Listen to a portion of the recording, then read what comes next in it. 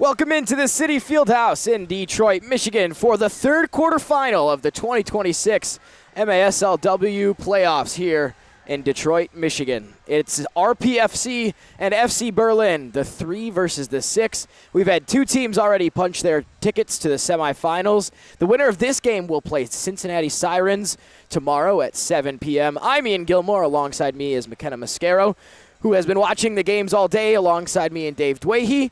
McKenna, this is a very interesting matchup. It's between the number 1 wild card seed in FC Berlin and the number 3 seed division winner RPFC. We've seen how good Texas Lone Star was, which is a common opponent with RPFC, and obviously we are very aware of the Detroit City connection with FC Berlin. Your expectations from this one are what? Yeah, I think both teams are going to come out super strong. I think either one can go ahead and take this game in full control in their own hands. I mean, like you said, we're a friendly foe with FC Berlin. They're a quality opponent. I don't know much about RPFC, but from what I hear, that they are also a fantastic group. So I'm really excited to see how this game shakes out and hope that it's just as good as the rest of them have been all day. 2 blemishes on the record for FC Berlin. One was a loss in this very building to DCFC. The other was a 9-4 loss to Cincinnati Sirens, who we just saw beat the number 2 seed ICT Aztecs to get to the semifinals. So this will be an interesting one. RPFC plays in the South Division, like we said, was 9-1 in that division. Their one loss coming to Atletico Monterrey in Monterrey in one of their games this season. So they finished 9-1, the 3 seed in this tournament as we get ready to go in this 4 p.m. kickoff. The third of 4 quarterfinals. This is where the action gets really exciting. We have these two teams coming, and then following it is the 4 versus 5 matchup. Louisville Triumph, technically the home team, although they're in the building of DCFC, in the 4-5 coming later on. So these two teams getting ready to go for FC Berlin. It'll be Hunter Jones in net. Saves about 2/3 of the shots that she faces, a 5.01 goals against average. And on the other side of things for RPFC, it's Courtney Burnett, who has given up less than 4 goals a game in the games that she's played in, earned her second team all-league honors at the honors this week.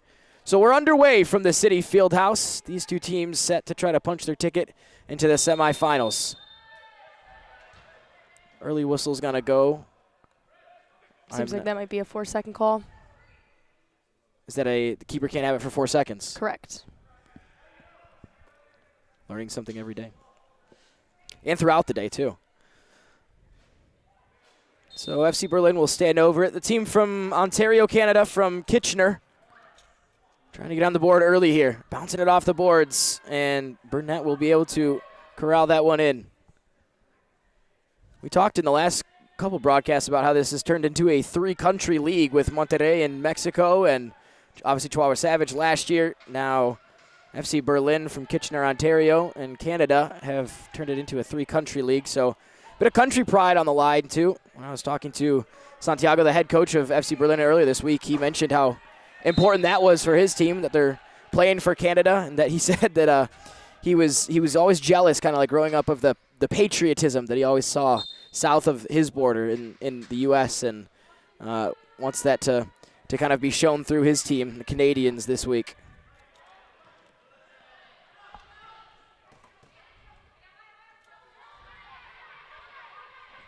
So far, we've seen both teams able to get a shot off pretty early, which is exciting to see. A little bit of an arm pull there. That one was a little bit obvious from Marissa Oliveira. From the experience that you have, McKenna, 2 games against FC Berlin as an assistant coach with DCFC this year, what makes them so successful, and why were they able to punch their ticket to get here? Yeah, they're just a gritty team. Like, they don't stop working. They constantly are just trying to move forward. You can kind of see they're not shy of any physical activity, and I think, just the hard work, digging down deep will potentially also get them through this game. Chance here, they'll go straight for goal, trying to bounce it off the boards. Keeper ends up punching it out of the box.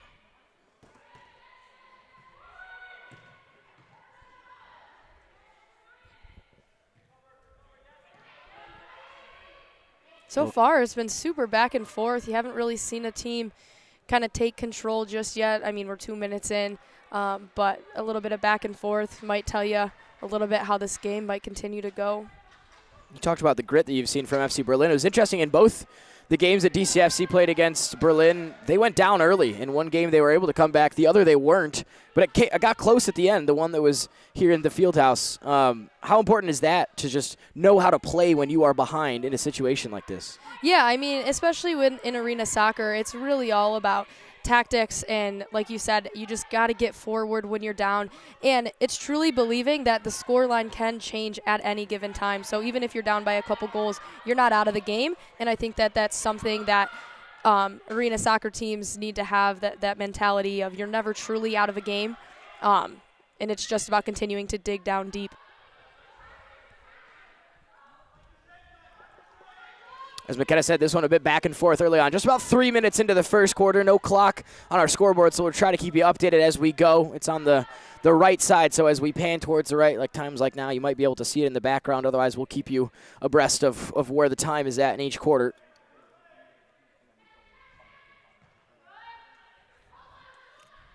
Berlin coming forward once again. These are two teams that can score in bunches. They both scored exactly 90 goals through the regular season in 10 games each, so averaging just under 10 goals a game on the offensive side. Both of the early games we've had so far today have been pretty relatively low scoring, I'd say. 6-3 and 8-2. And those 8 from Iowa kind of started to bundle up as that game went along. Yeah, I feel like both games, too, the goals didn't start coming until around the second half of each game, so it started off really strong. Both teams very competitive, and then, the winner just kind of pulls away a little bit at the end. Do you feel like that's maybe down to sort of a feeling out process of teams who aren't really familiar with each other? Yeah, and that's another cool thing about nationals is some of these teams have never played each other. Yes, you might be able to watch them play via video, but playing against each other, you kind of have to feel what works, because one tactic may work for one team and might not work for the other, so it's kind of feeling it out. Once you get used to it, I think the goals will start flowing. In your experience, especially last year at Nationals, do you notice kind of a different brand of soccer being played between maybe like East and West Coast, or East in the sort of the heartland, I guess, that we've seen? Yeah, I mean, so far it seems like everybody's kind of trying to play the same brand. I don't think anything's truly standing out a little bit, but it just comes down to, again, technical aspects of it, of each player as well. Everything comes a little bit different. But so far, nothing truly standing out, which is great to see.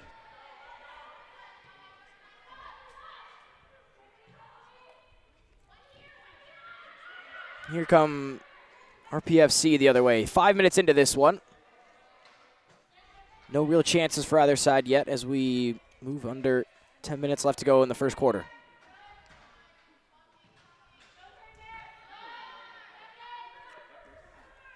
Maya Sanchez will get it on the turn and recycle it back as she makes a run in behind. They'll go back to Jones, the keeper. That went off the net, so we'll come out to the middle of the field here on the spot.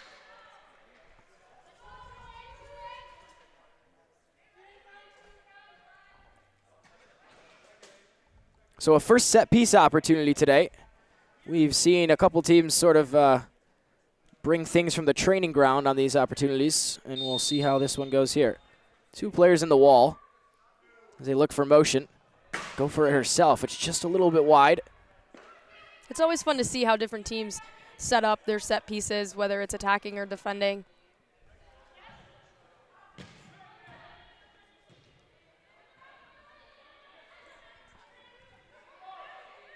How much time would you say that as a coach you spend on that in a training session? Not very long, maybe a practice or so, and then the girls tend to work on it a little bit on their own before warm-ups or after. But once you kind of have a set piece, you kind of get it down to a little bit of a science. That one played out by Brianna Caldwell.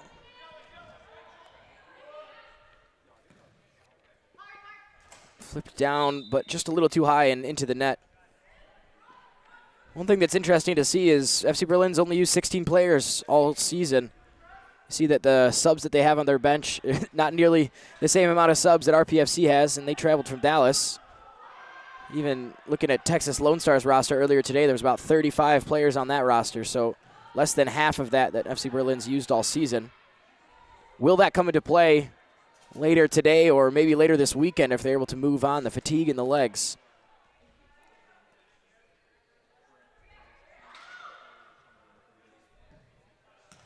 Played off the boards and almost right into the stance of Bria Williams.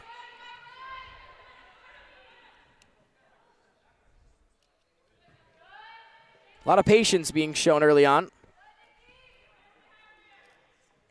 Yeah, both teams are really just taking their time, trying to keep possession a little bit and find that perfect moment. I'm really curious that if one starts to get in the back of the net, if they'll all just kind of start flowing or if it's really going to be a back and forth team. But so far, nothing really too dangerous, just a lot of possession going both ways. Run through the middle of the park and flicked on with the header.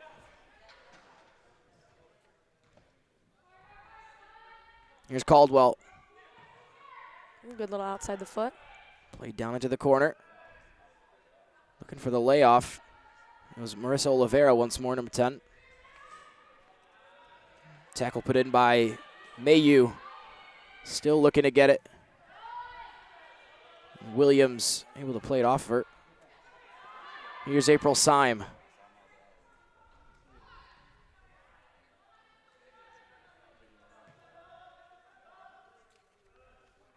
Halfway through this first quarter, still locked at zeros.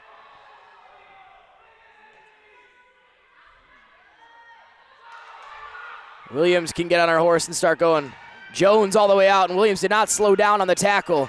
Jones still out of her box and does really well to win the 2 tackles in there. Yeah, that's very both smart and risky. I mean, luckily it paid off. Giveaway in a bad spot. Crucial mistake. Saved by the keeper, though. Hope Windebank was on through, but it was saved in the end by Burnett. And just a little too eager in there by April Syme. First big chance we've seen here tonight.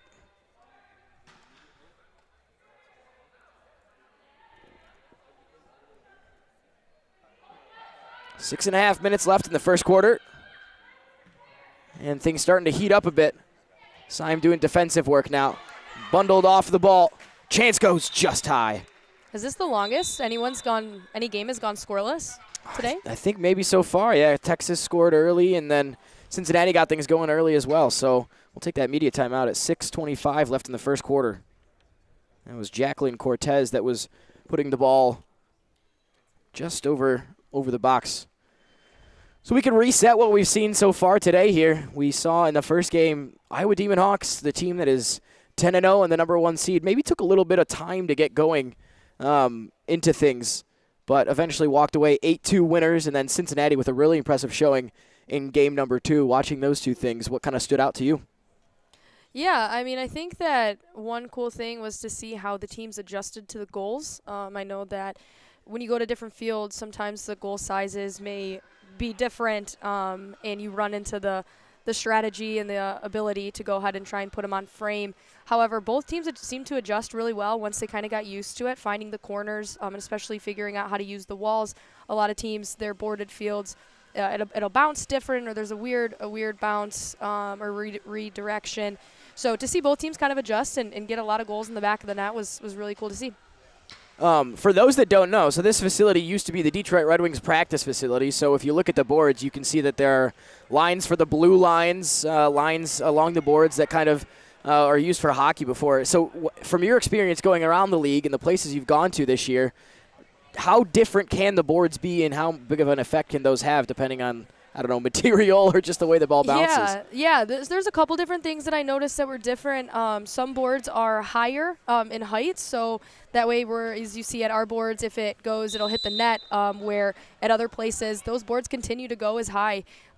So that's a little bit different. And then also, like you said, the material of the boards, some are just a little bit different in the sense of one facility was all glass, So there wasn't really the bottom board aspect of it. It was kind of all the same material. So that's a little bit different, a little bit to adjust. And then the ceilings are a little bit lower, which makes it difficult because if it hits the ceiling, it is deemed out of bounds. Yeah. So just a little bit of adjustments that you have to make. First big chance for RPFC. Saved on the initial one by Hunter Jones. Will they get a second chance? That one's blocked. A scramble for it right in top of the box. First big save for Jones. Another entry ball in. Looking for the 1-2. Doesn't get it back, though. And two teammates kind of knock each other over. One back in, though, by Asamoah. Looking for a little reverse ball. Jones is there, cutting it out. The defender does really well to get her body in front of that and play it off the boards. Doesn't work as well the second time of asking. FC Berlin's keeper seems to be super comfortable coming outside of her box, using her feet for some clearances, which is continuing to be super helpful for them getting the ball out.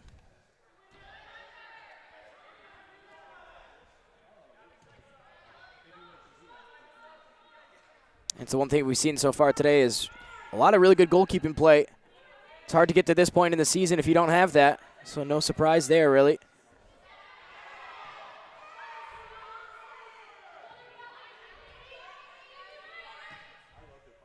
RPFC starting to move things really well and fluidly into the final fourth now.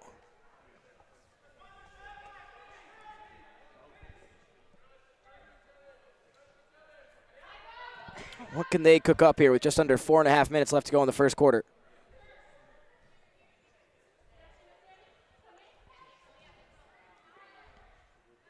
Lets it run through her legs, trying to get in the corner. A tackle put in, right out in front, and there's the deadlock broken. Kenny Kessler with her 4th goal of the year with 4 minutes left to play in the first quarter. And honestly, that is what makes arena soccer. Arena soccer is the ability to go ahead and use the boards. I mean, that is just crucial in the game. Once you learn how to use it as a team and how to read the balls off the boards, it's unlike anything else. Fernanda Soriano was the one who played it in off the boards. That's her 11th assist this year to go along with 7 goals. And they'll come right away again. Taylor Tufts looking for the opposite corner. And how will FC Berlin respond? We know that they really don't have a problem playing from behind. They've done it before, especially in this building. Referee will blow the whistle to go back to RPFC.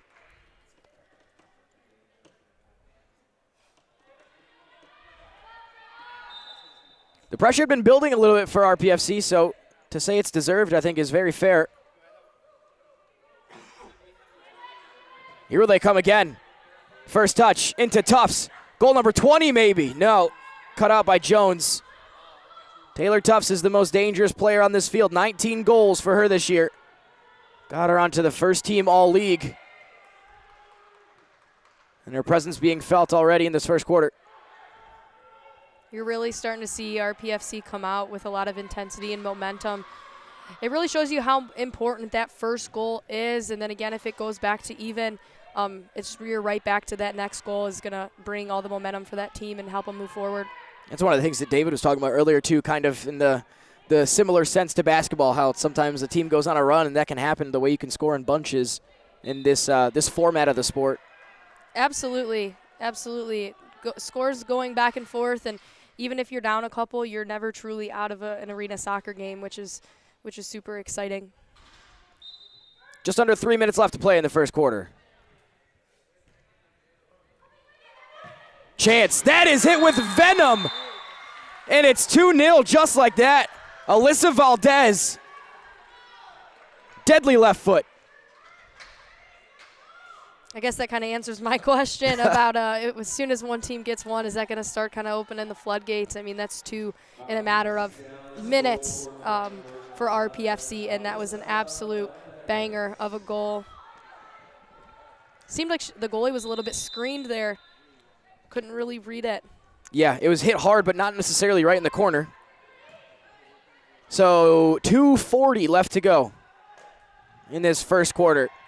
I think if you're FC Berlin, you have to make sure nothing else goes in before the whistle goes at the end of this quarter. But they're thinking about scoring one themselves now.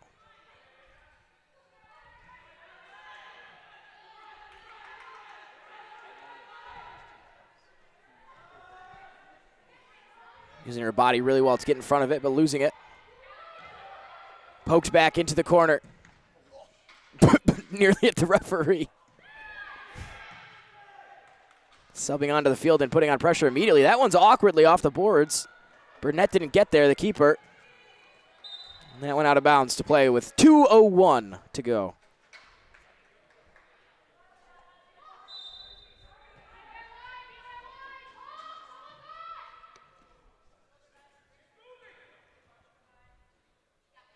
A little bit of a fake back heel in there. She'll go back to her now. Teammates on the wrong pages there. Different frequencies. Berlin looks to come forward. It's Violet Hipkin trying to make things happen for FC Berlin, number 17. There she is in there, but losing it this time. Here's Taylor Tufts. Coach is asking them to keep it. They'll go long, but Hunter Jones is out of her box. Took a touch there. Incredibly composed under pressure, but it might come back to haunt her. She's back in goal, and they'll reset things with over a minute to play.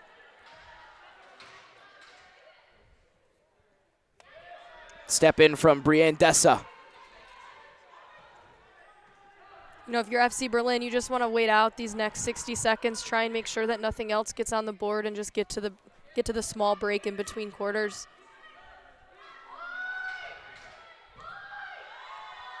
Here's a chance. Jones out of her box again. It bounces off the attacker and makes its way up into the netting. Big chance that was.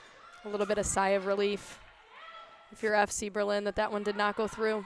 Leslie Razzo was the one that was in, but the chance squandered. 40 seconds left to play in the first quarter.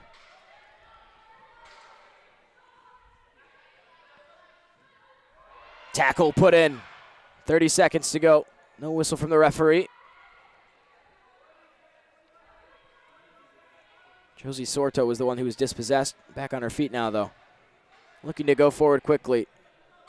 Can Jones get it back down the other end before the clock goes?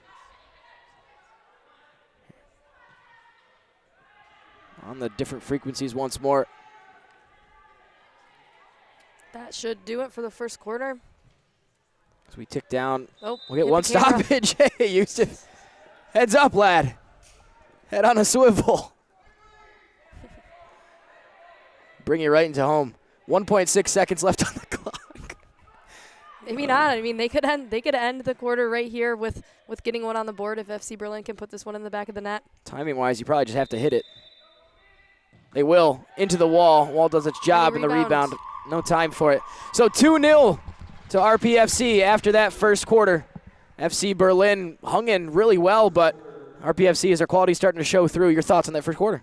Yeah, like I said, I thought both teams came out. They were kind of going back and forth with possession a little bit, but once you saw RPFC come out with 2 goals, I mean, FC Berlin cannot put their heads down. They got to keep going. They're certainly not out of this game. There's a ton of time left. But 2 goals early on, fantastic finishes from RPFC. Second quarter action on the other side of this break.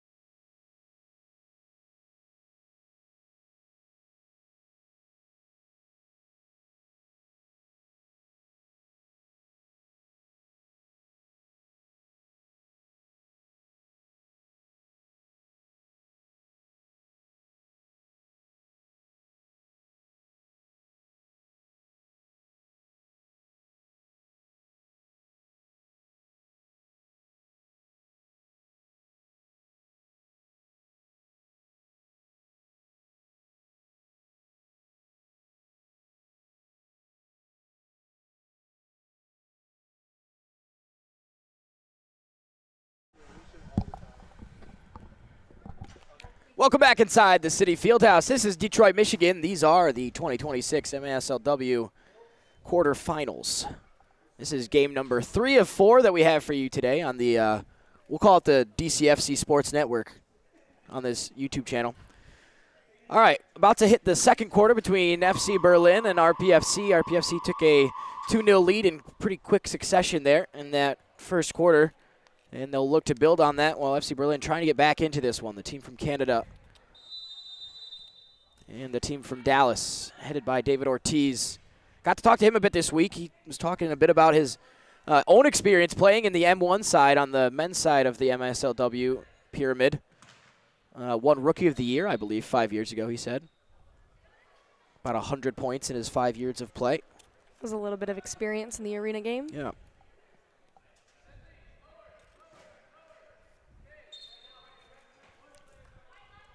When you started coaching the arena side of things and got into that, how long did it take you to kind of like really master like the intricacies of it? Oh goodness, I'm still learning.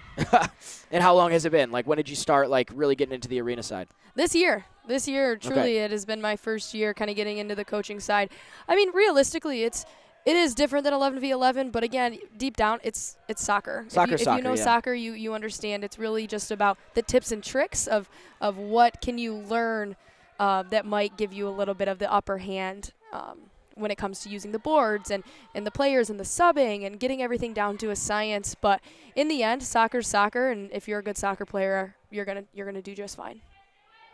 Here is Tufts banging it off the boards. Comes to her teammate who hits it on the half volley, and it's collected by Jones.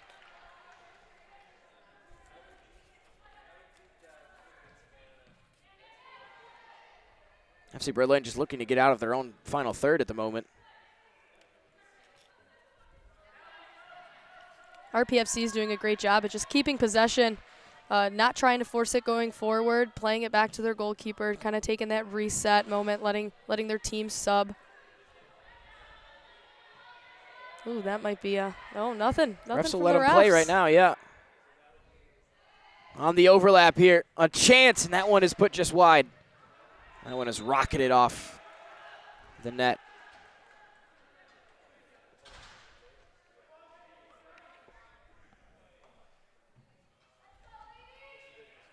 Minute and 40 seconds into the second quarter. Another cool little insight is that there's not any goal kicks. All restarts start from the goalkeeper's hands, usually from a throw, just so they do not interfere with the 3-line rule, but found that super interesting that all resets start from the goalkeeper's hands. Are they allowed to play it down and play it with their, or like put it down and play it with their feet? They can. They can, I do believe, in the run of play, but restarts, that would be a goal kick, has to start from the goalkeeper's hands. Okay.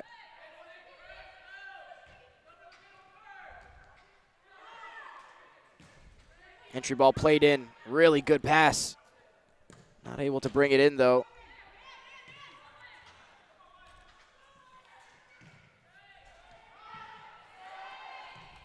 Here's Dessa.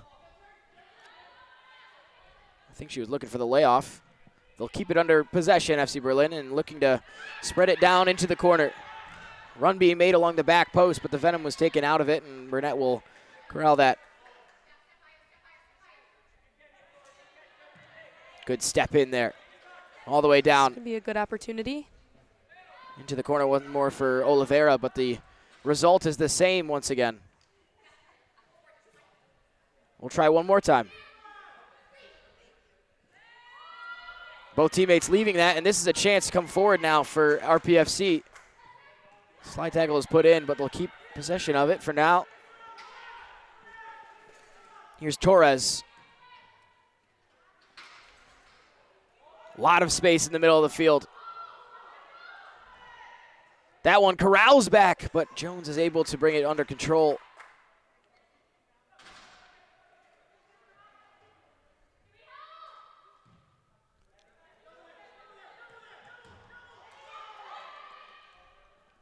Tufts with the double team. Now bringing it Huro down the side, right on the boards. A little bit too eager in the back and gives away the free kick. Not too many whistles being blown this game so far, which is, you know, a curse and a blessing, kind of a good thing sometimes. Doesn't really ruin the flow of play too much. Here's Hipkin. Trying It's to play it in behind. Sequence. Syme is there. Can't she get a foot to it? She can, but it's high. 4 goals on the season so far for April Syme. Tried to make it 5 there, but was not able to. Decent little throw there from the ref.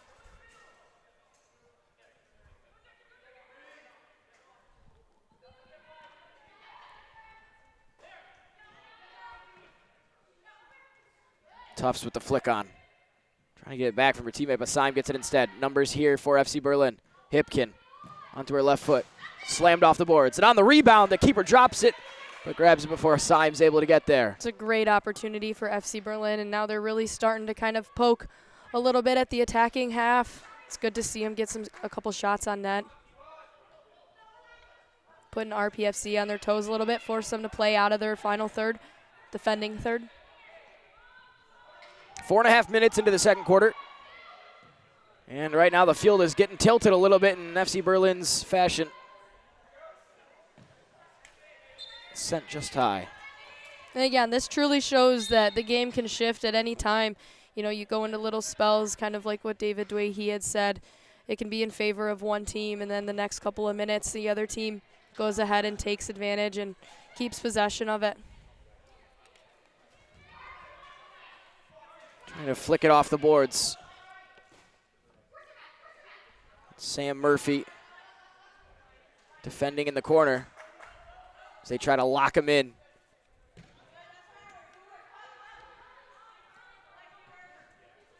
That one flicked off the boards, but maybe a chance here for RPFC with numbers.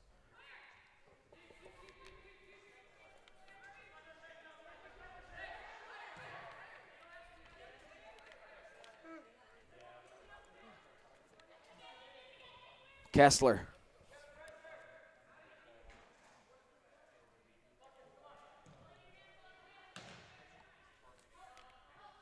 Now Arboleda. We'll swing it back. Good little ball in behind, but not able to bring it under control. Can they attack with numbers here? Murphy looking across. Good defensive tracking. Played off the glass into a dangerous area.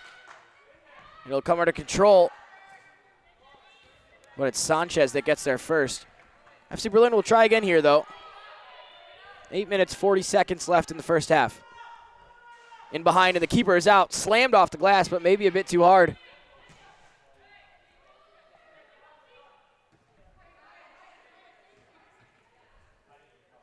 Right against the RPFC bench, a little battle, and it'll be a free kick to RPFC.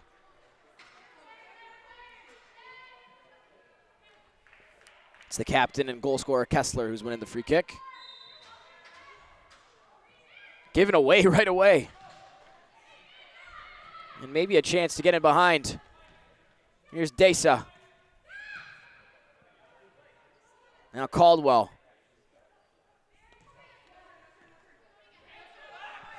Desa almost triple teamed and eventually is taken away from her. Williams does really well. Beats another defender.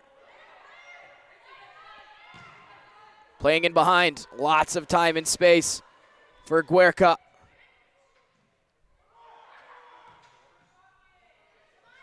As deep as they can get without being just about in the net. Here's a chance. That one is whipped in, but blocked on the way. Sariano with the shot on that one. Burnett will come all the way into the attacking half, making it a bit of a 6-on-5. So far, we've only seen I think this is the second team we've seen really pull their goalkeeper up above half field. I mean, yes, it does give you that sixth person advantage.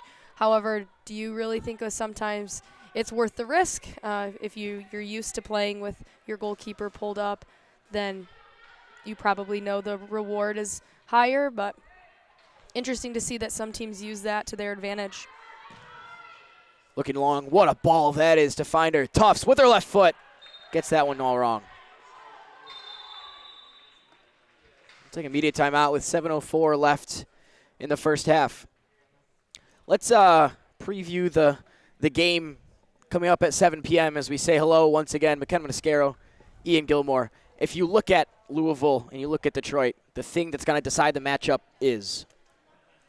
That's a tough one. I mean, I don't know, especially since, you know, the score line going back and forth from each game was the exact same, I think it's really just going to come down to which team works hard the entire time. What team doesn't get tired? What team doesn't take plays off? I think we're both evenly skill matched. I think that we have advantages and they have advantages, and it could either go both ways. However, I truly think it's just going to come down to which team does not give up for the entire 4 quarters. Anything that you noticed in the 2 games in terms of differences of like why it was a win one game and a loss the other? I mean, I think it just came down to decision making, especially from both teams. I think that the teams that got broken down defensively, they ended up obviously losing a little bit. However, I do think that time management and just keeping possession of the ball, what you do with it when you're up and there's a little bit of time left, I think can really set a team apart. That'll be the game coming up at 7 p.m. tonight. We've been treated to a couple good matchups so far. This one is a 2-goal game with 7:04 left in the first half. Of course, we'll get this place packed for the 7 p.m. game as the City Faithful and NGS and everyone who's a fan of soccer in Detroit pack the Fieldhouse for the 7 p.m. game. Again, if City makes it through tomorrow, they'll play in the 3:30 game with the men playing at Indy 7 p.m., which you can watch in the clubhouse. Watch party presented by Old Nation will be happening there with a happy hour from 6 to 7 for Old Nation products. So that'll be a great day of soccer. Obviously, business to take care of tonight for City, and by no means is that a walk in the park against a Louisville Triumph team who finished 9-1 and won their division and beat a few times Cincinnati Sirens, who we saw just how good they were 1 game ago. So this is quarterfinal 3. Quarterfinal 4 comes up in, an hour, 2 hours and 21 minutes. That is the 7 p.m. nightcapper as the teams come out of their huddles and get ready for the final 7 minutes of this first half. Obviously, one thing that's different between these two teams is the amount they had to travel to get here. Kitchener about 3 hours from Detroit by car, and Dallas about, 4.5 hours from Detroit by plane.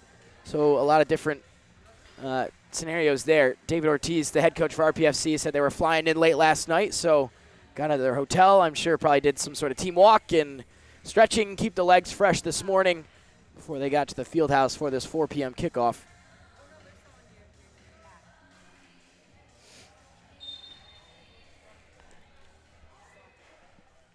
So we'll get back underway. 7 minutes left to go in the first half. 2-0 lead for RPFC. That could change very quickly here, though. Syme had a chance, and the second shot just wide.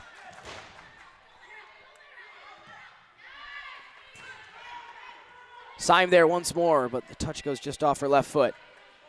Cut out by Caldwell really well.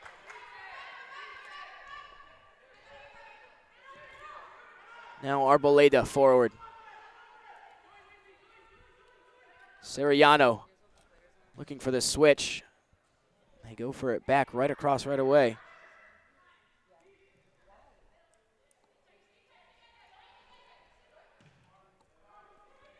Into Tufts. Trying to play it to herself. It comes to her teammate. Has the strike. Jones, it was just about right at her, but she made the save anyway. Could be a chance on for FC Berlin the other way.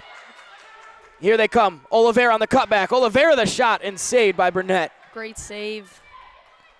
And again, that starts from the save on the other end, and it came all the way back down here. Hipkin with the shot. That was important, though. That was blocked. Oliveira reversing things. And I think it was maybe Sariana that was slow to get up on that one. She's still in. They're trying to find her, but doesn't get to her. Burnett will pick that one up.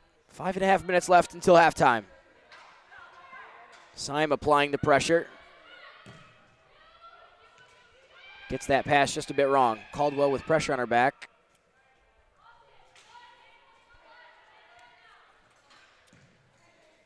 Looking into the corner for Oliveira. She's been causing problems the last few minutes.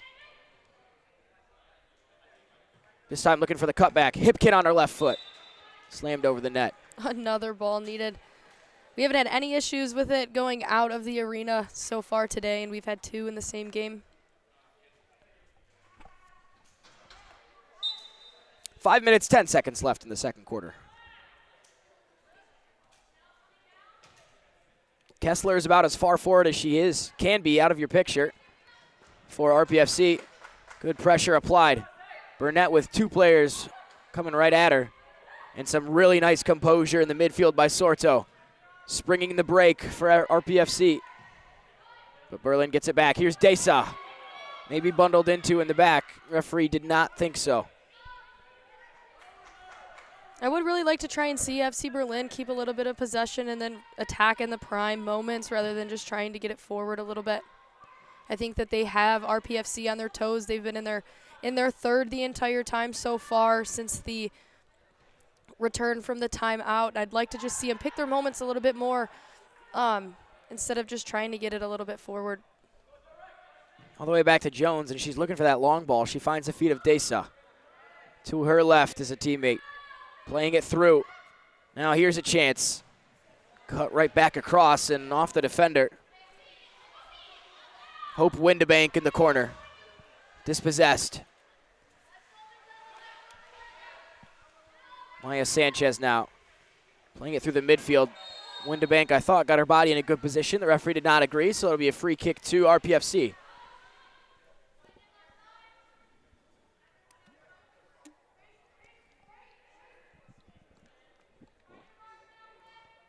.351 left till halftime.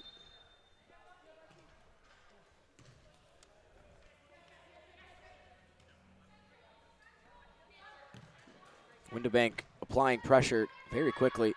And the press is intense right now. Here's a chance. 2v1. Berlin cutting inside. Desa tripped up just outside the box. This is a good opportunity for FC Berlin. Get them right on the board before halftime. We're going to take a timeout here to discuss things. I did find it funny. Last time there was a timeout, you saw both referees put their hands on their shoulders like basketball timeouts rather than making the tee with their hands. So Captain Samantha Murphy will call the timeout.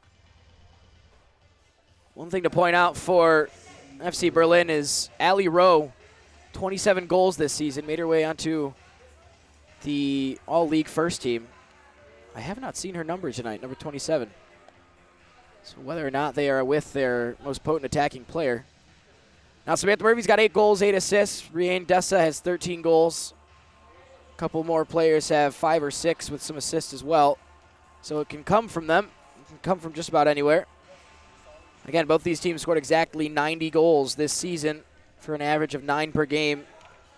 RPFC was slightly better defensively, 5 goals better defensively than FC Berlin was during the regular season.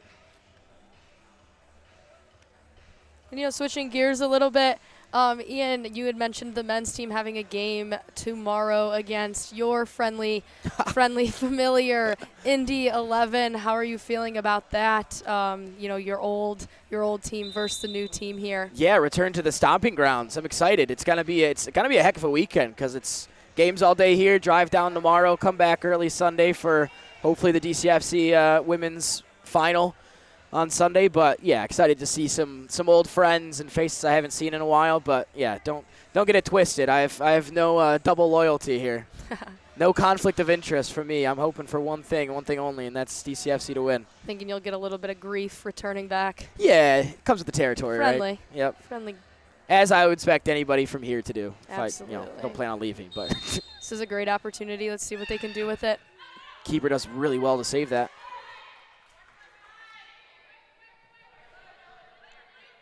This is one of those games where you have to think that FC Berlin have to take those chances because they might not come too often. Especially with only 3 minutes left in the first half, you have to kind of take what you can get on frame to try and cut that lead before halftime.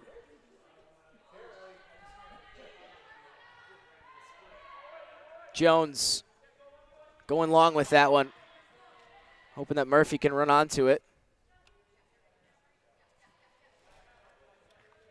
Under 3 minutes left to go till half. Here's Williams again. Really nice back heel to spring things. If they can get there, it's off the bar. Williams with the follow-up. Still bouncing around. She's on the ground, and that one's put in. It almost looked like Jones had stopped, but it's Alyssa Valdez once more.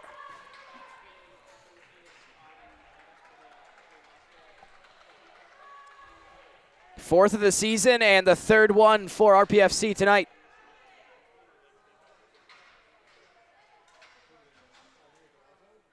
That feels like it could change things before halftime. Yeah, most definitely. I mean, I think that if you're RPFC, you know, you can't take your foot off the gas. You got to keep going. But if you're FC Berlin, you got to just try and contain the fire while it's still there before halftime, and then you can regroup as a team, think about a new strategy, and then go forward. I mean, 3-0, anybody can come back from it. We've seen personally firsthand have seen FC Berlin come back even from a 4-0 deficit. So anything can happen. They're well prepared to take on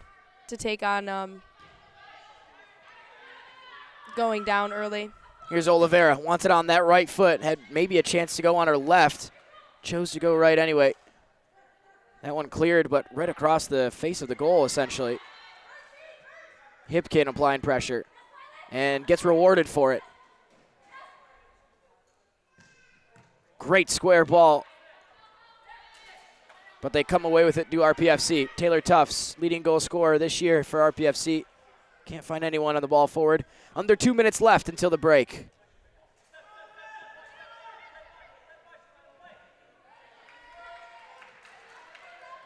Burnett going quickly, looking to release upfield.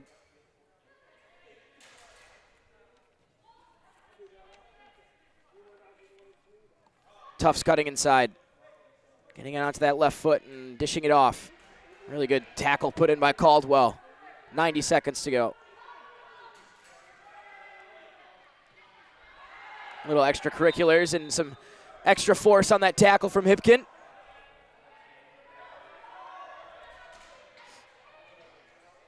I think that he probably should have let him play advantage there rather than take the ball back for a set piece. They'll get Burnett involved.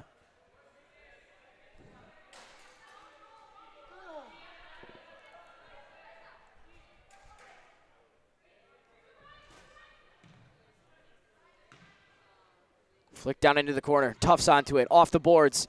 Important tackle put in. To block that one out by Betancourt. It'll be placed down at the corner with just under a minute left to play. Tufts can't leave her open at the top of the box like that. Goal number 20 on the year for Taylor Tufts.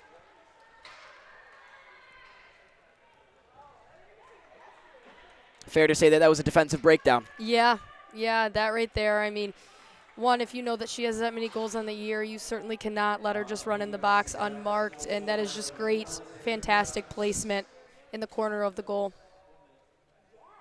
Use the instep of that favored left foot. It's a well-taken corner. And it's a 4-goal lead. FC Berlin, if they can get one before the half, would make this a little bit more manageable maybe in the second.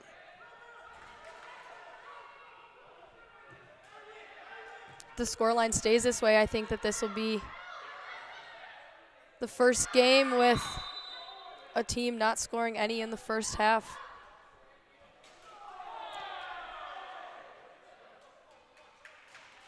RPFC coach trying to tell their bench to relax a little bit. Sometimes getting after the ref might not always be the best. 36 seconds till the half. We'll go with the lofted ball option. Oliveira, great first touch and really unlucky not to finish that one off. She's been a real bright spot, just hasn't been able to put the finishing touches on anything in this first half. Syme coming for it, off the boards with Burnett out. Bouncing around with 15 seconds to go. Down in the corner, here's Williams. Oliveira putting in some defensive work now. Wow. I don't know how she's kept it, but Williams has done really well there. Still has it. She's got 5 seconds to try to make something happen. Can't find a teammate, and that's how the first half will come to an end. So some pretty impressive stuff happening for RPFC. FC Berlin not without their bright moments, but nothing to show for it so far. You know, if I'm FC Berlin, I'm going into this halftime telling them, hey, we've had our opportunities, we've had our chances. Now we really need to just sit in and focus on putting those chances in the back of the net. They certainly are not out of this game. They just need to kind of focus a little bit more on their finishing in the final third. And then if I'm RPFC, I'm just trying to think of game management, right? You don't take your foot off the gas. You got to keep going, trying to score goals, but you need to be smart and strategic with what you do with the ball, when you do it, and how much time you take. RPFC pitching a shutout right now. We'll see if that continues in the second half. 15-minute break here for halftime, and we'll see you on the other side for more action.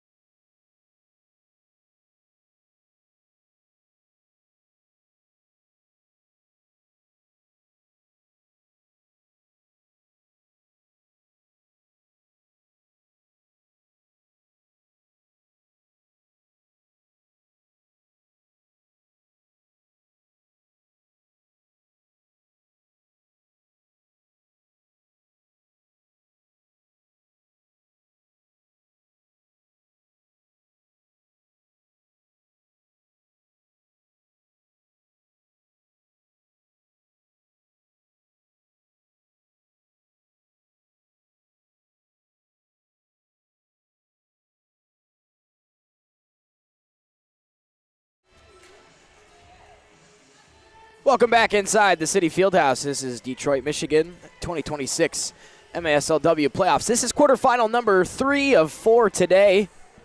We had one at 10 a.m., 1 p.m. This is the 4 p.m. game, and following this will be the 7 p.m. game between Louisville Triumph and Detroit City FC. After one half of play, it's 4-0 to RPFC out of Dallas, who played in the South Division this year, along with Texas Lone Star, who we saw in the first game of the day. RPFC went 9-1 in the regular season, their one loss coming to Atletico Monterrey. That's the only blemish on their record so far this season, and no blemishes on their record so far tonight. 30 minutes left to play. FC Berlin had some bright spots in that first half, but nothing to show for it thus far. You know, I think if you're FC Berlin, you have to come out really, really strong, really fast, try and keep possession a little bit, but sometimes you're going to have to take some of those risks and try and just go forward and get some shots on frame.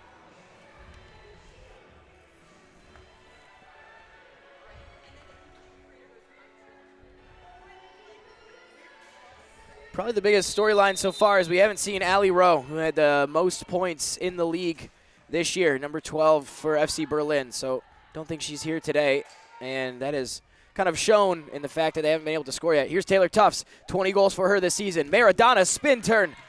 The follow-up is saved. Jones does really well on that follow-up. How good was that from Tufts? Just didn't have the finishing touch on it. And that's great goalkeeping by the keeper to read that rebound as well, to be able to get up and go ahead and receive that second shot. Ooh. Yeah, that's going to be a blue card immediately. Taylor Tufts was thrown into those boards, and that had to hurt. Because of that, Caldwell will head to the box for 2 minutes.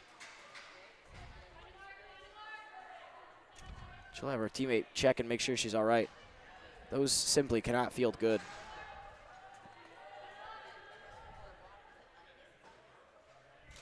So a power play for RPFC at the 14:24 mark, so we'll have 2 minutes up a player.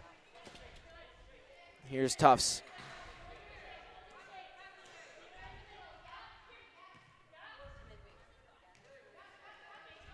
Interestingly enough, she'll be at the sort of the top of the point, controlling things from the middle.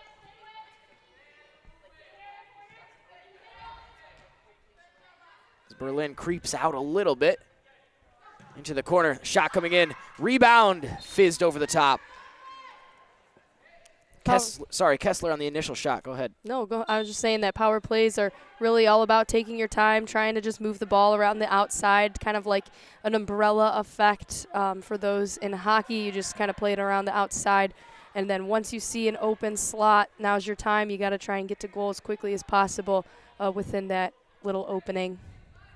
This is the first time today I've seen team on defense on the power play kind of start that far out. Usually they've started kind of pretty much right on top of their box. You see it kind of creep back a little bit now. Yeah, and their positioning, they're kind of taking a little bit of a square approach, a little bit of a box rather than a diamond like we've seen so far today. Most teams have defended a power play in the shape of a diamond. Pros and cons to both. Tufts is going to try one.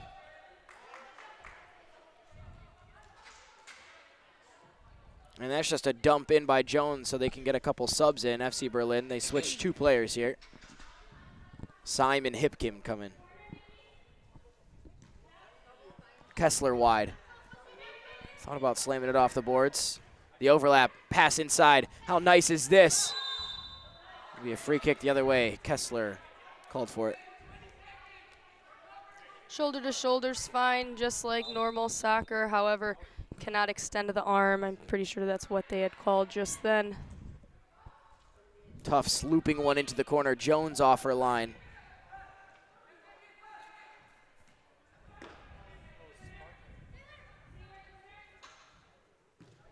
Tufts flinging one in.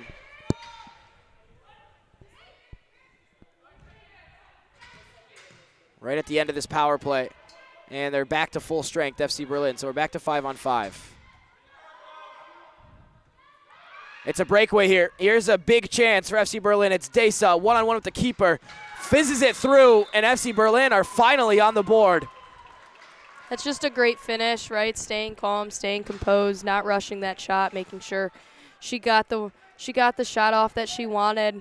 Great finish, great look, especially coming off of a power play defensively. Yeah, that was just about right when they got to full strength. They went the other way, and Desa was all on her own up there. That's goal number 14 on the season for Brienne Desa. And one thing to note, too, when defending a power play, there is still the 3-line rule in effect. So like in hockey, the icing rule kind of goes away, and you can play it down as far as you want. However, the 3-line rule still is in effect even if you are defending a power play, which kind of limits, how hard and how far you want to go ahead and kick that ball when clearing it. Williams with her pace coming forward, lays it off for a teammate, tries to squeeze it in past Jones. On the rebound, it's come off just wide. Off the shoulder now of Williams. Jones is still trying to find it. They'll set it back. Sanchez comes in and finds Williams once more. The ball seems to love her feet. It's like a magnet. Desa trying to break things out. Back to Jones. Pressure being applied. Oh, if that ball escapes through right there, I think FC Berlin would be into goal. However, that's great defending to try and eliminate that counter. Caldwell, a late tackle put in. That's another one where it seemed like it might have been a little bit prudent to play advantage, as it seemed like Hipkin might have been in behind. No card coming out of the pocket. It'll just be a free kick.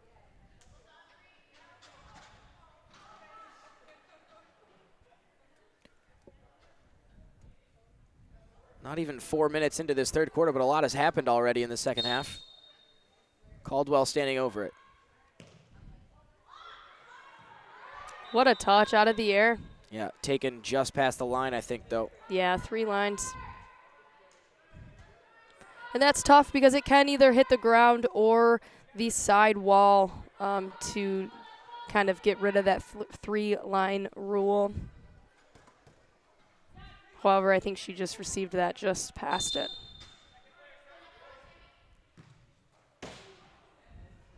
Tufts with her right foot has a crack. It's off the bar. That's her weak foot, if you can call it that. Here's a big chance again. Desa grabbed the first one. Can she grab another? Kind of scuffs the shot. The follow-up. Now it's Windebank. Squared back to her on a 1-2. Can't get the finish right. And that's another big chance squandered for FC Berlin. And I truly think she does a very good job at not just rushing and going ahead and hitting that shot, because we've seen a lot of that today. And it's just gone right over the net. Way to stay composed and try and find feet there to work something up. Burnett didn't have to do too much as the keeper. It was right at her, but you still got to make the save, and she did. Too many players on the field for RPFC. There's 6 of them, field players on the field right now. So I think that'll end up as a power play, right? I do believe somebody's going to have to go ahead and serve that power play.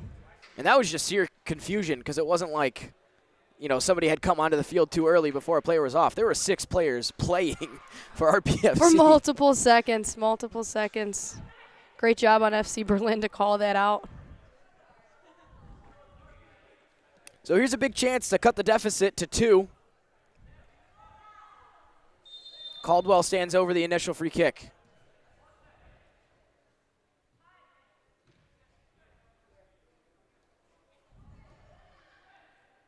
Looking across to Windebank. Taylor Tufts with that speed. She's on her way. It would be shorthanded. She's going to go on her right foot. Cuts back onto that preferred left. Leaving it back for Sanchez. Now the shot was coming right towards us and over the net. Quickly restarted to Caldwell. 5 minutes played in the third quarter so far. What can FC Berlin cook up on the power play here? Trying to flick it towards goal, Oliveira. Cheeky. Here we go. Now we'll see the goalie go ahead and pass half line. She's more than welcome to get it back now without a touch restriction or 4 seconds. Caldwell in for Windebank. Square ball across. Oh. It was a difficult finish, but maybe should have been put on target. It took a flick over. Murphy was the one there. It's a great opportunity for FC Berlin. Murphy again blocked. Windebank. That flicks off the bar. Eventually corralled by Burnett.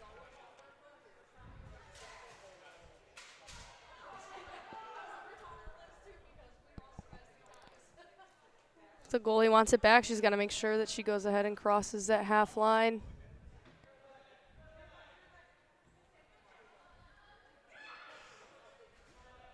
Murphy. Caldwell. Back to Murphy, cutting inside and losing possession of it.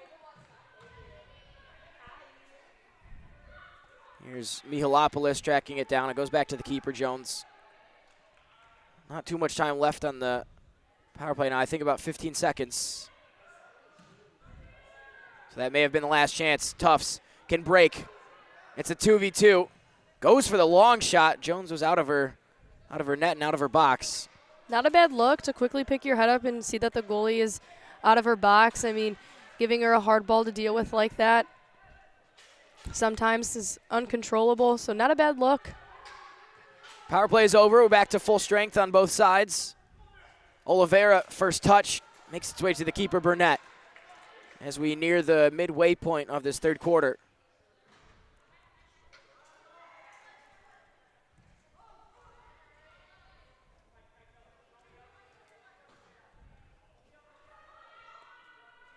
Trapped in the corner with pressure applied by Hipkin. Looking to come the other way, but Kessler was not on the same page. Jones has that one drop right in front of that third line. Hipkin losing it in the middle of the park. Good tackle put in.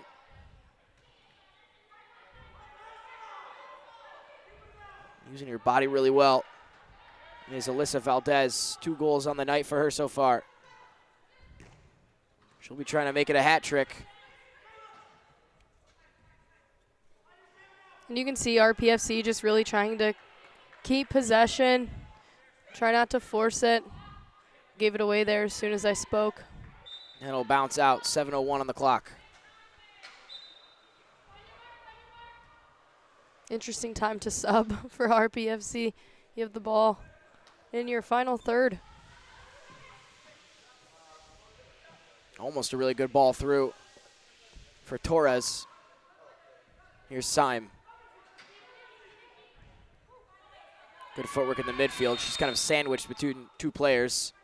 And maybe got a clip on the head on the way through or the way down.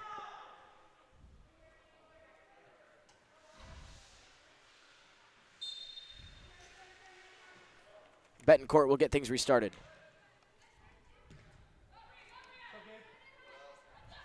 Behind to Mayu.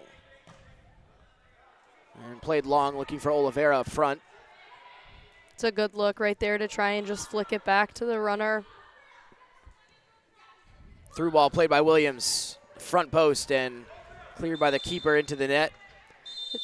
It's so interesting to see when the players go ahead and choose to use their head. I mean, you don't really see it in arena soccer that often, as it's never really presented as often as it would be in outdoors. So pretty cool to see when somebody scores off of it, as it's not as common. 6:19 left to go in the third quarter. This gives us a chance to talk about something actually I believe you were involved pretty heavily with. It was quite cool after the first home game and the last home game for DCFC, and that is the all-girls clinic that you got to at least help run, I think, and plan and prepare for. Tell us a bit about that. Yeah, absolutely. I mean, it's a fantastic thing to be able to allow a group of young girls to play soccer with just themselves. I mean, it gives them an opportunity in an environment to kind of flourish and not be as timid if they're with, some other people.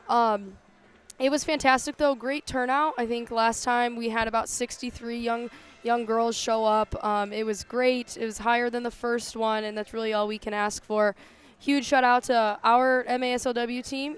We showed out, we helped, we ran drills, and it really got to show, the young girls that you can reach your dreams, you can play professional soccer, and it was really unique to see, and it was just awesome to be a part of.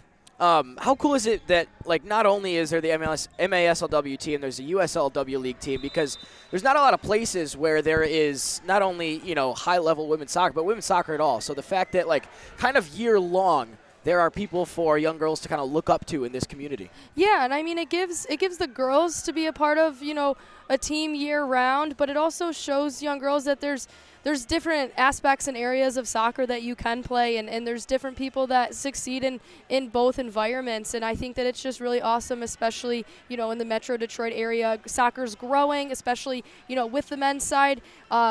Everything is trying to get a little bit bigger, and it's just allowing young girls to kind of have their own close-to-home role models, which is super exciting. Back underway with just over 6 minutes left to go in the third quarter. FC Berlin trying to get things maybe to a 2-goal deficit instead of 3. Long ball played over the top for Tufts. Jones thought about coming. What a first-time shot that is from Tufts. It bounces twice off the crossbar and then into the hands of Jones. Quickly distributed, looking for Syme upfield.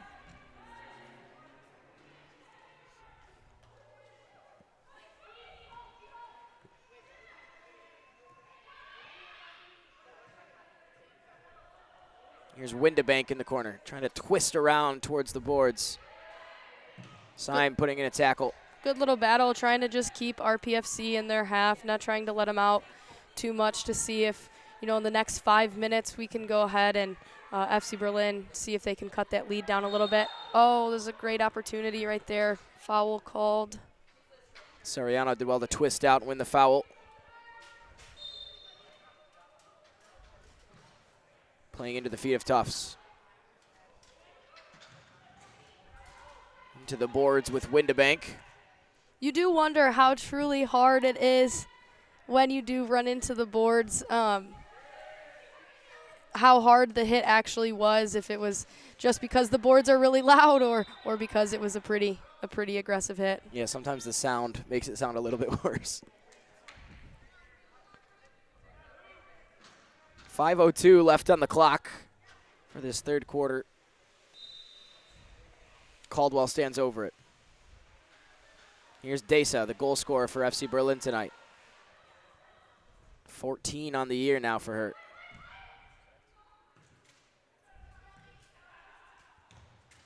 I think you can sense a little bit when RPFC kind of feels they're under pressure and knows they're under pressure, as they're not trying to like find that first pass. They're kind of just trying to clear it, which is not what we've seen all night.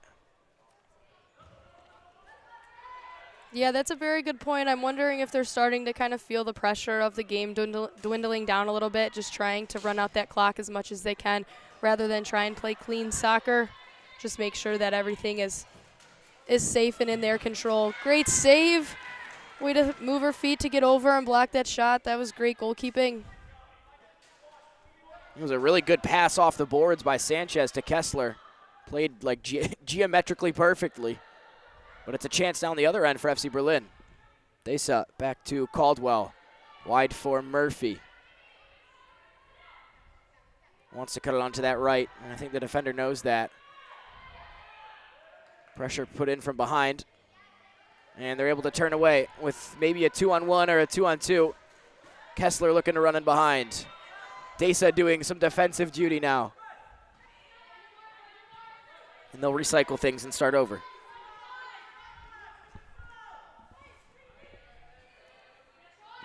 Shot coming from distance. It's scuffed and off the boards.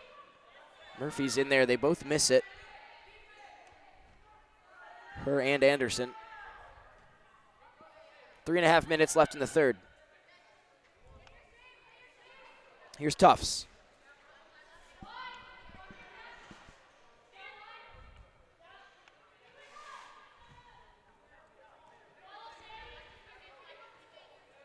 Going down the line, finding herself in the corner, toe-balling it off of the boards, finding its way into the net. Valdez has a hat trick. 3 goals for Valdez with 3 minutes left in the third quarter. Defensively, she was there. Unfortunately, just went in and flicked off, deflection, rolled behind her leg there. Valdez coming into the game had 2 goals all regular season. 3 in the last 45 minutes. And RPFC have a commanding 5-1 lead.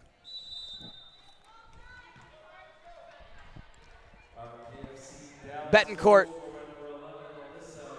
making her way forward. having a strike of her own. That one's just high. She does a great job at keeping the ball low right there, especially off a one-time hit. Recently, we've just been seeing it kind of fly over the goal there.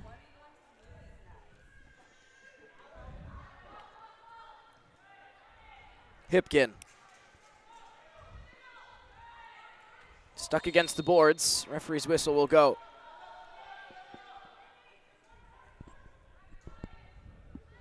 Betancourt will stand over it with 2:43 left. And go back to Mayu.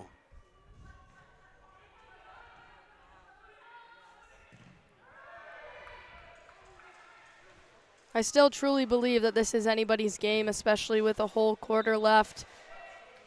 We've seen it happen before, down 4. FC Berlin has no issue coming back. If they can get going, I think that they might open up a whole world of goals here. Great no call by the ref. I know both teams screaming about that one. Sign with the square ball. Laid back for Oliveira. Blocked before it even gets to the keeper. Here comes Williams now. And this time it's going to be a foul. And there's some tension building up, I think, from the last court of altercation. And it will end in a blue card for FC Berlin. I think that is Mayu. Lots of blue cards today. Throughout all of the games, we've seen multiple blue cards. I mean, it's good to see, you know, teams and what they do with their power plays and how they defend them, but quite a few blue cards so far today.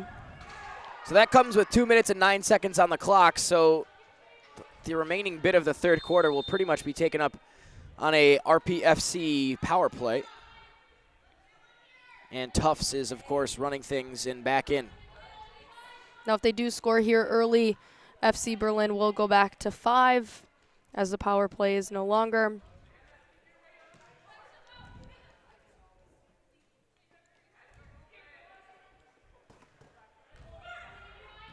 Tufts flicking it in, looking for Kessler. Jones clears. Right there, looking for that little flick with her head. Again, don't really see that too often here in arena soccer, but sometimes it is truly effective. Tufts trying her luck, but to no avail. That's a mistake from the keeper, Jones. Now, as long as it bounces before it goes out of bounds, then it is a free kick right where it had gone out. However, if it were to just go directly out, it would be considered a defensive clearance. Here's Kessler. Score already tonight. Tufts looking to play it in as we hit 60 seconds left to go in the third. You know, RPFC wanted that handball there, but the handball rule has changed so much. I know I've said it earlier, but there's so many different stipulations to handballs now. I don't even know what's considered one. I feel like it's pretty self-explanatory. If it hits the hand, it should be a handball.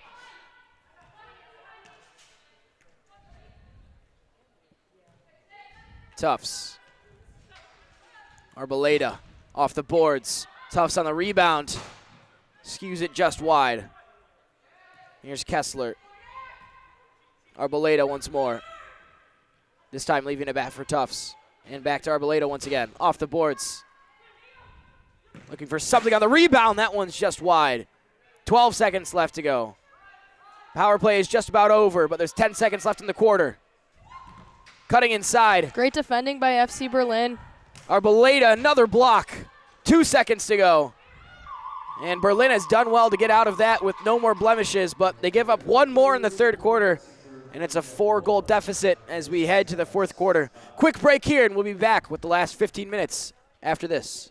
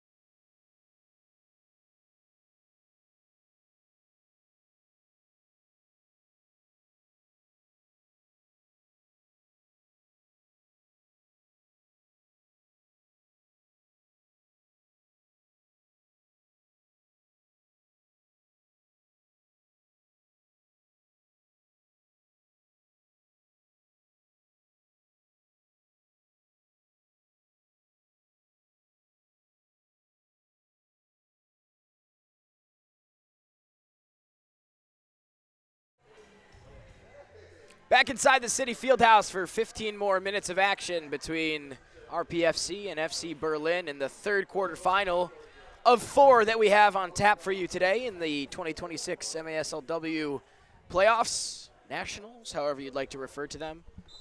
I'm Ian Gilmore. Alongside me is McKenna Mascaro, and we've got 50 more minutes to find out if FC Berlin can mount a pretty miraculous comeback or if RPFC will punch their ticket to play the number 7 seed Cincinnati Sirens in the semifinal tomorrow. And right away, you kind of see RPFC coming out of the gates super quickly. They're wasting no time to try and put this game away even more than they can or they have right now. It's a keeper change for FC Berlin. Sarah Anisha Bradbury is in. Save percentage just about 50 or 0.66 to 0.61 for Jones and Bradbury, so not too much different there.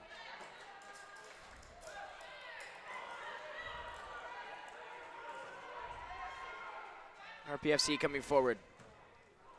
Banged off the break in the boards. And now banged off the glass as Hipkin works towards it. Trying to play it long to Windebank up front. Tackled in by Windebank. You know, as a very competitive man, Ian, if you are if you are FC Berlin and that final little stoppage, what are you telling them? How are you trying to get your team ready for this final quarter of a quarterfinal game? Are you referring to me as very competitive man? Oh yes, I've seen you play soccer and the most random sports as well. You are very competitive. RPFC, I think it's just more of the same, right? I mean, you're up 5-1. If it's not broke, don't fix it. So I think keep the ball as much as you can, but don't take your foot off the gas. I think has to be the message for the last 15 minutes, because I think in something like this, you can't really assume that it's going to keep going that way. In playoffs, anything can happen, and it's one and done. So if you make mistakes that cost you the season, you're done. RPFC's just really kind of taking it to FC Berlin to start this quarter. It's a great square ball across, but they weren't able to get a foot on the end of it. It was Anderson that was running into the box. You kind of wonder, like you said, do you just, if you're FC Berlin, do you just post a player up and try and just go forward, or do you continue to play your game until it gets a little bit closer to those zeros at the end? Squeezed in behind for Valdez. It's a 2-on-1, but the pass just isn't quite good enough. Bradbury out of her box, but mishits it. Tufts, and blocked with, I believe, her knee. It was Bradbury as she was sprawling to get in front of that Tufts shot. Tufts with a nice header, but it's wide.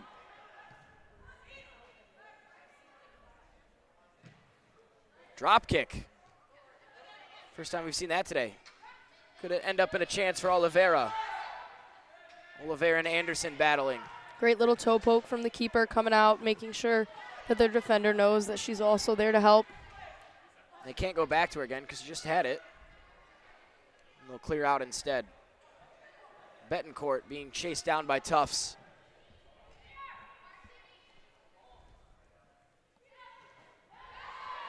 Anderson with the slide tackle. Murphy wins it back.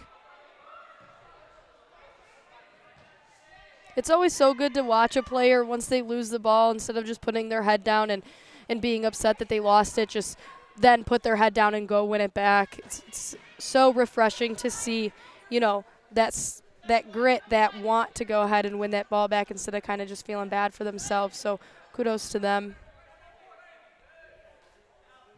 Alex Anderson with a bit of a mistouch. Keeper comes out and bails her out.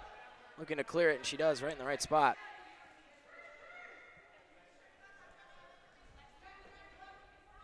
Four minutes into the fourth quarter. Score remains the same as it did at the start.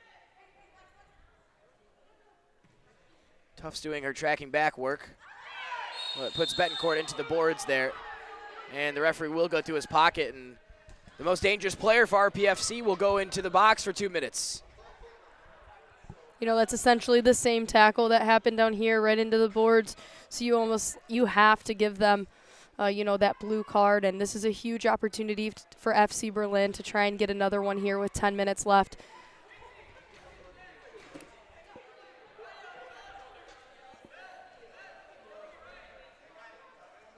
So 5-on-4 for the next 2 minutes. Clock stopped at 10:46.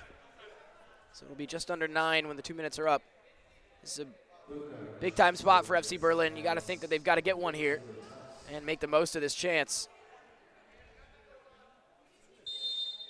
Syme will get things underway.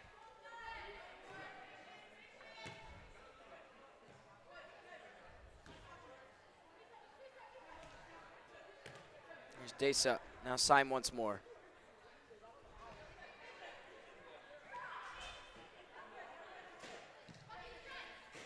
Desa across the face of goal.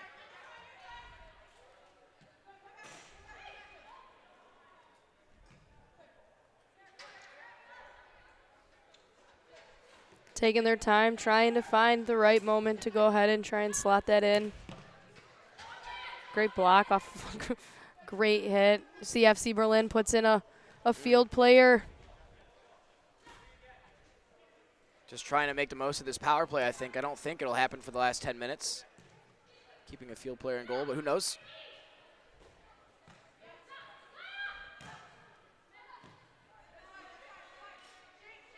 There's 1 minute cleaned off the power play, as I believe Caldwell is the one that's playing keeper right now.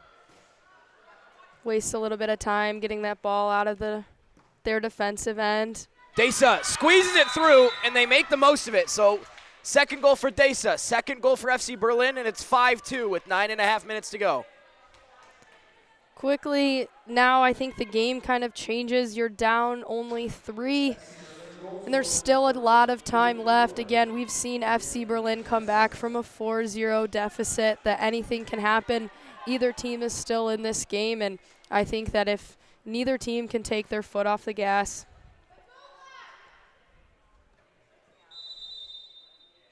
So RPFC back with 5 players on the field, back to even strength on both sides. A little bit lackadaisical off the kickoff. They do get possession back, though. Syme applying pressure. Now Oliveira applying pressure on the keeper. Now, if you're FC Berlin, you really have to use this momentum from that past goal to their advantage, right? You just scored, so now you're the one in kind of control a little bit.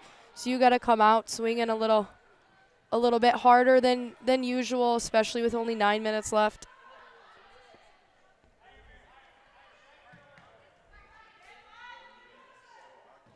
Looking forward, Oliveira is furthest forward. If they can win this tackle here, they might be in business, but they don't. And it's RPFC coming the other way.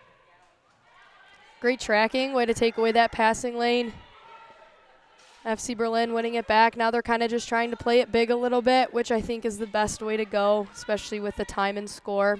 FC Berlin needs to score here. Hipkin pressing. Desa gets it back. We're in the Copas, by the way. Big fan of those.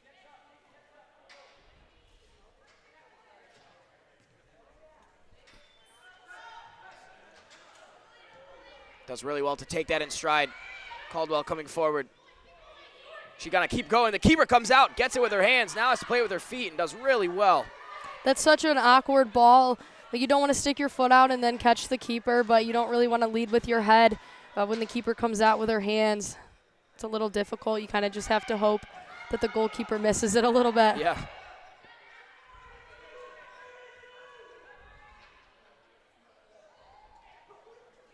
Had to wait for that ball to come into the box. Anticipated it a little bit too early. Yeah. Almost grabbed it outside the box. Halfway through the fourth quarter, 7.5 left to play. Tufts is back into things now.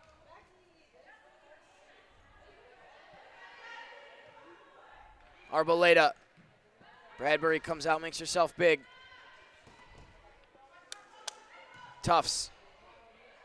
1-2. Gets it back. Bangs it off the board. Bradbury ends up with it. They're asking her to go quickly.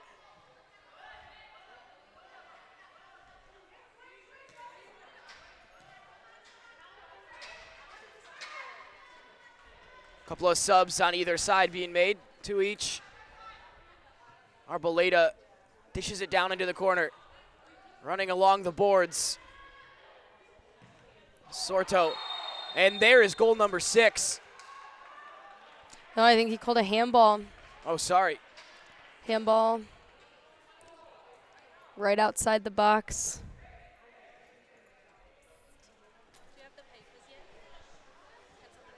So the ball will come just outside the box.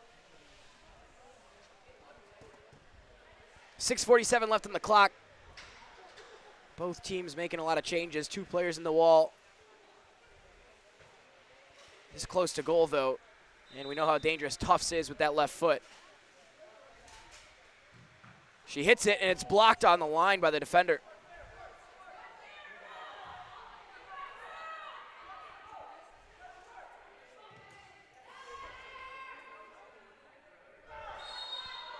We'll give that free kick to FC Berlin. 6.5 minutes to go. This is a huge moment for FC Berlin.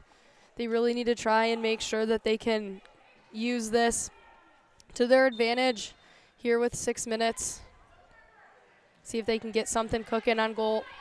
Murphy spins around. Is this a chance? Dances around the defender, and Burnett keeps a hold of it. It was a good chance for Murphy.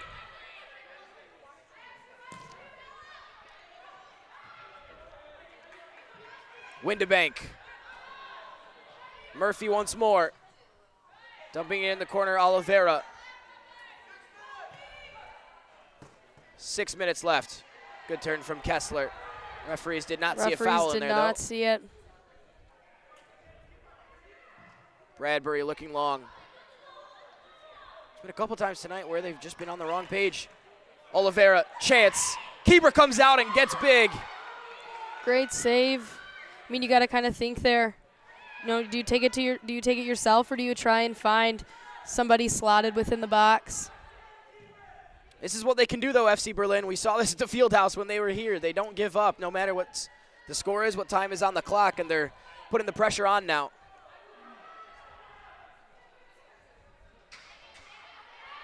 And Sanchez is up there all alone. Does find a teammate now and streaking around the outside. Sorto. Here's a chance. Hipkin. But it's Williams that is tracking back, and that's the fastest player on the field, doing her defensive duty. You have to kind of think if you wonder if FC Berlin would make the decision to take their goalie, but the goalie being all the way on the far side, I mean, that's a tough sprint for anybody to make all the way across that field, especially with leaving that goal open, and kind of wonder if they were on the opposite sides, if they would go ahead and take their keeper out and put a field player in. Valdez looking for a 4th of her night, and she gets it. And that will probably put this one to bed. 4-goal lead with 4.5 minutes to play. And RPFC look like they are heading to the semis.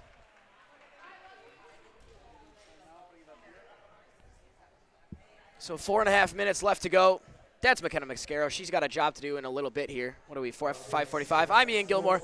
I usually ask Dwayhe about any shout-outs that he wants to give, any shout-outs that you have to give before you go to work. I mean, just shout out to DCFC, right? I'm super excited for Way to get that one in this weekend. I know I just had to throw it in there really quick. Just super big shout out. And as well to our one and only head coach, Danny Evans. Her daughter turned 1 today. So happiest birthday to Ellie. I've got one too, actually. Becky, can you come here for a second? Just real quick. I'm not going to make you talk. I just want you to stand here. Becky cleaned every single one of these glass panels twice this week. Saw it happen twice this week. So everyone, please thank Becky in the comments, because that is a thankless job, but they look amazing, by the way. Well, I think it does.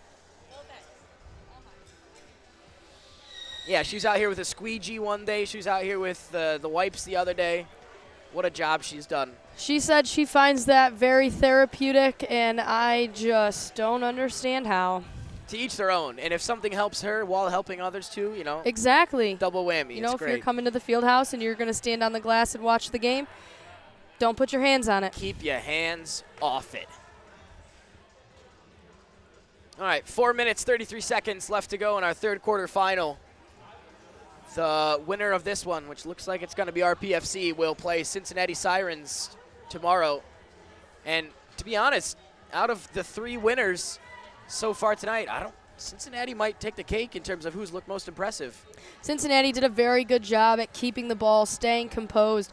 Every single one of their shots was strategically placed it was an amazing showing from the Cincinnati Sirens. So kudos to them, and they'll be back here at the Fieldhouse at 7 p.m. tomorrow. Could be more on for RPFC here. Square ball, Tufts puts that one just over.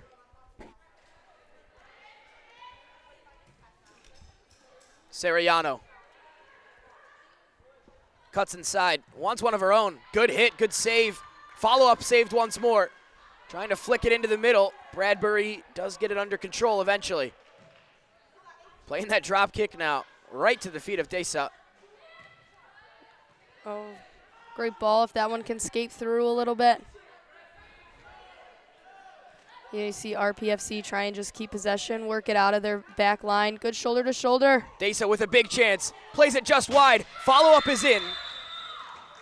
So Hipkin gets on the board, cuts the deficit to 3 with 3:38 left. That's how quickly things can change in this game. I mean, if they get one more, we might have ourselves a game here in the last 3 minutes. Just a giveaway in the final third from RPFC. Defensive breakdown, like Ian said, completely can show how this game can change, how quickly things can go in the favor of the opposing team. Curious what's going on here with the referees. A quick discussion.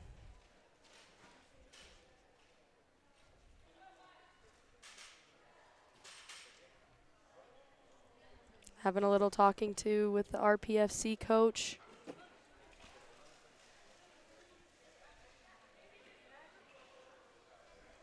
So I think they've got things figured out now.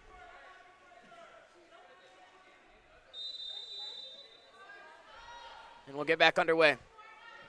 3:37 on the clock. Here's Kessler.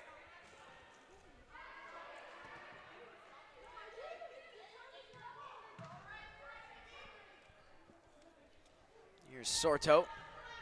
Playing it down to the corner. Gets it back to Sorto with a Great good save. chance. Yeah, and Bradbury does well. Gotta try and get it out of her hands here quickly, get it as forward as possible. Try and beat that back line of RPFC.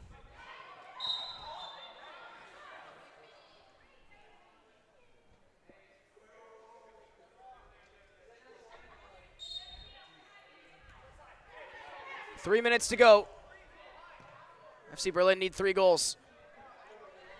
A nice turn on the inside from Melanie Garcia. As funny as it sounds, but how quickly can FC Berlin slow down RPFC's attack here with only 2 minutes and 45 seconds left? They need to get the ball back, and then they need to try and attack as quickly as possible.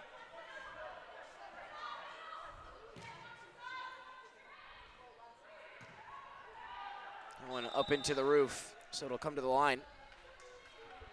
2 minutes, 30 seconds on the clock. We've seen a couple teams have some little trick plays when the ball is on the line here. Curious to see what RPFC is going to whip up. And they'll take a timeout to try and discuss. We'll think about it. I think the only thing that we haven't gotten so far today is a game that's come right down in terms of, like, you know, one goal in it or tied right at the end. Not to say it hasn't had its exciting moments. Yeah, I mean, in terms of in-game play, I mean, it's been pretty back and forth with all the games so far, but the scoreline just doesn't live to tell the tale.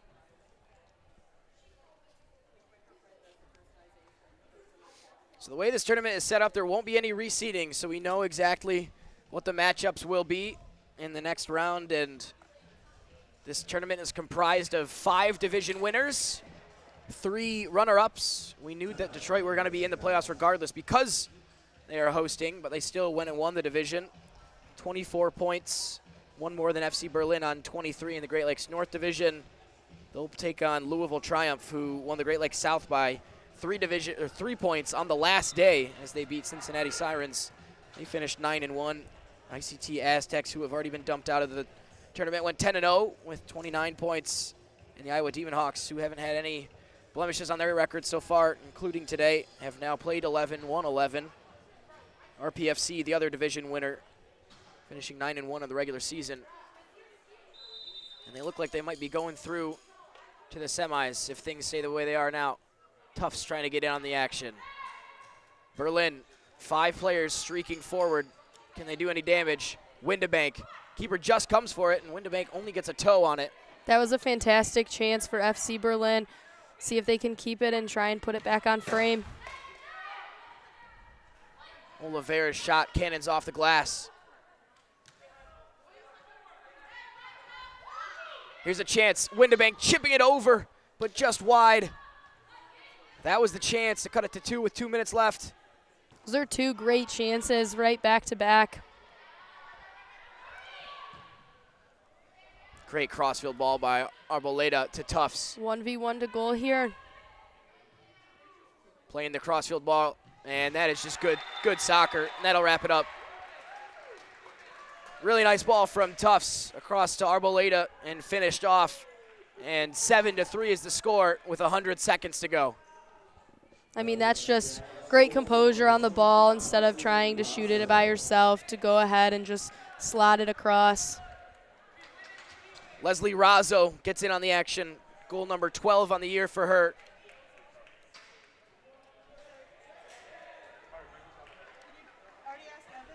FC Berlin will take Bradbury out and put Caldwell into the game as the goalie.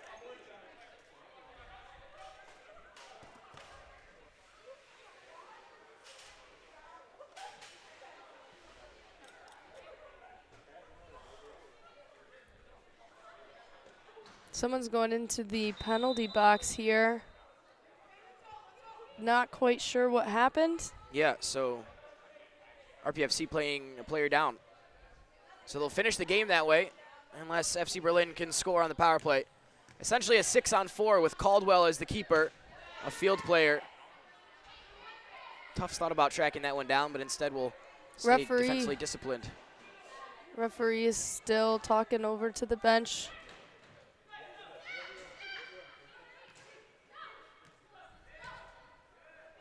FC Berlin needs to try and find a goal here early.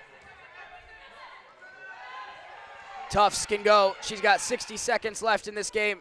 Tries to curl it towards goal. Not enough curl on it, though, as we tick under a minute. RPFC just kind of telling their team to sit back. No need to chase it. Let FC Berlin run back and grab the ball. 45 seconds to go. Caldwell on it now. Spreading it wide to Hipkin. Into Oliveira on her right foot, and they do score. So they get one back. That'll end the power play and make it 7-4 with 38 seconds.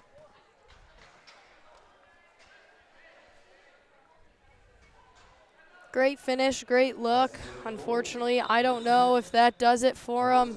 However, we'll take a timeout here, and FC Berlin will try and come up with a strategy. Probably a consolation more than anything. 3 goals to score in 38 minutes or 38 seconds is it's a lot to ask.